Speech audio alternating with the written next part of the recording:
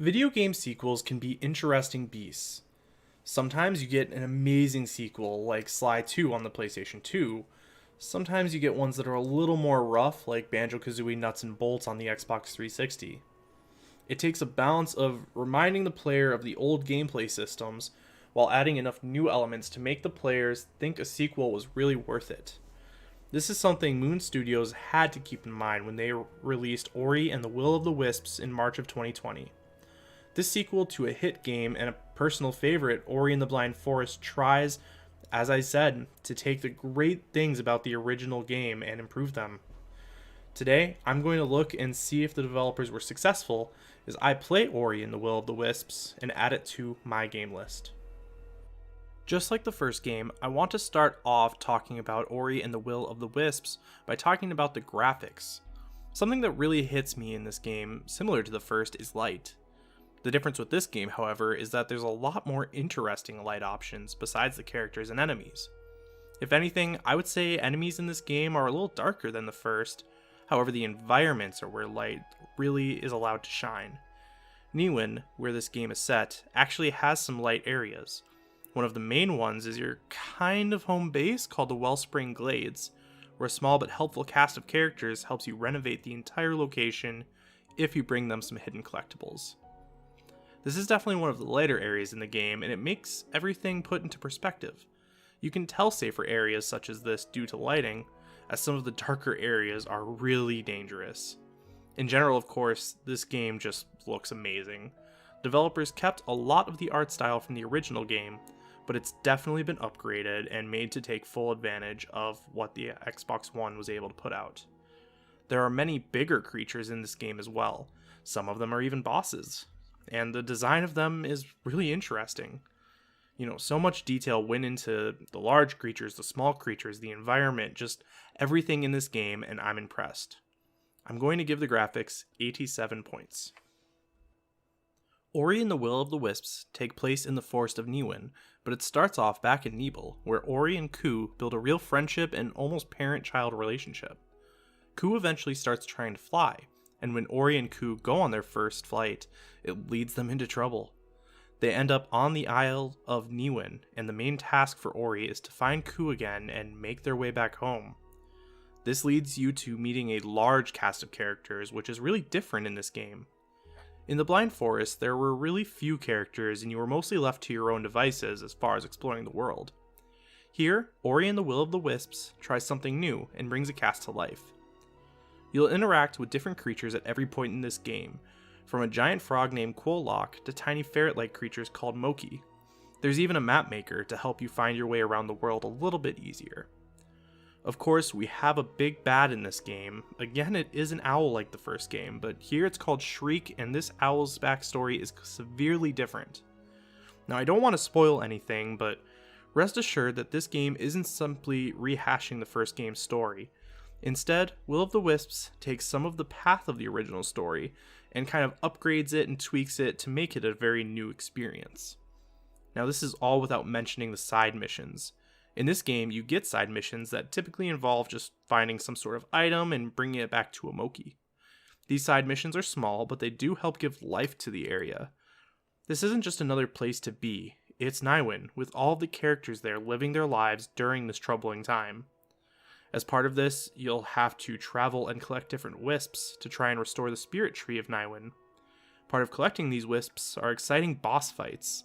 Something new in this game from the last, and with the combat system we're going to talk about later, let me just say, boss fights really do add to this game's story. The story was really great, so I'm going to give it 90 points.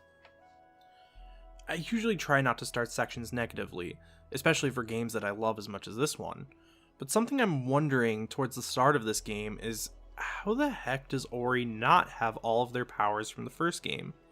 Like, did I miss something? Why do I have to relearn almost everything?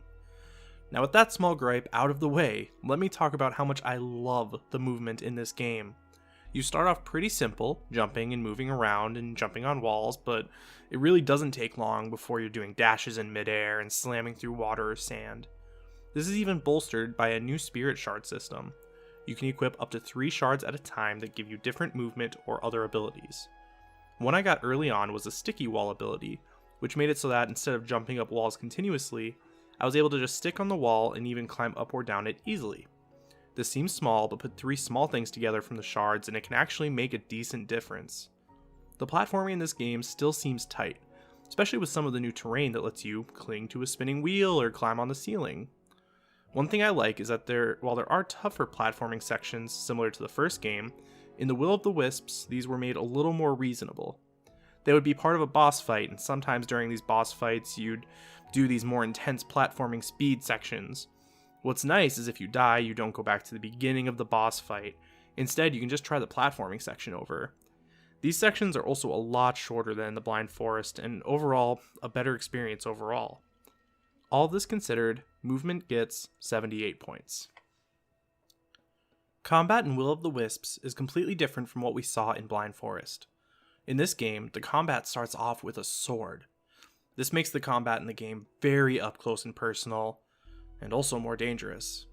For a lot of the game, I can't just sit back and try to pick enemies off. I have to get right into the action, and the enemies in this game, in return, behave very aggressively as well, with many of them trying to home in on you for ultimate damage. I did find it easier to find health and energy upgrades in this game, and it helps that for every wisp you collected, you gain a new health and energy slot.